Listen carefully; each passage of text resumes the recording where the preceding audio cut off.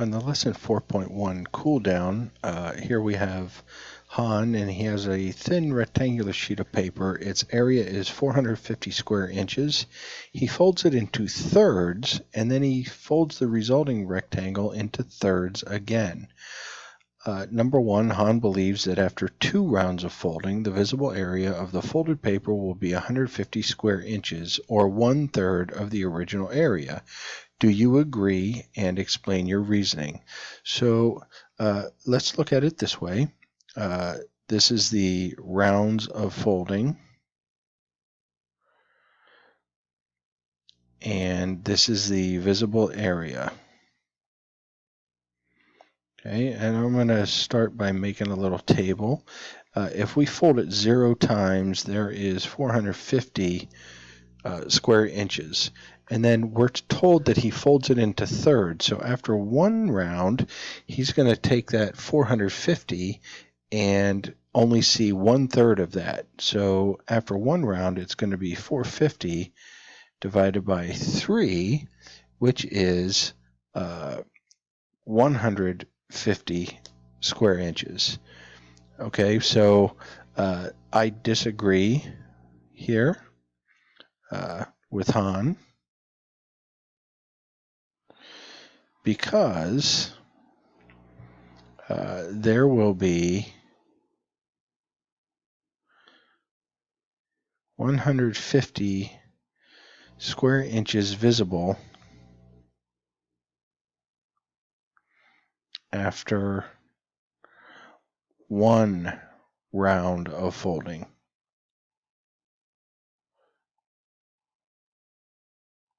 So how many will there be? How much will there be after 2 rounds of folding? So after the 2 rounds, remember we have to take that 150 and divide it by 3. 150 divided by 3 is 50 square inches. So after 2 rounds, there will be 50 square inches visible. Okay, number 2. What is the visible area of the paper in square inches after 4 rounds of folding? So what we need to do now, after round 3, is we're going to divide 50 by 3. And when I do that, I get 16.67. And then after 4 rounds, I'm going to take that 16.67 divided by 3 again, and I will get 5.56 square inches. So after 4 rounds, there will be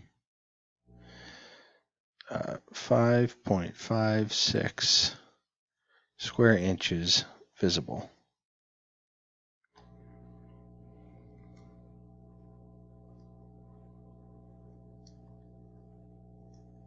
And remember, a shortcut way to do this is we can take the original 450 square inches, and we know after each round we're going to multiply it by 1/3, right, for each round.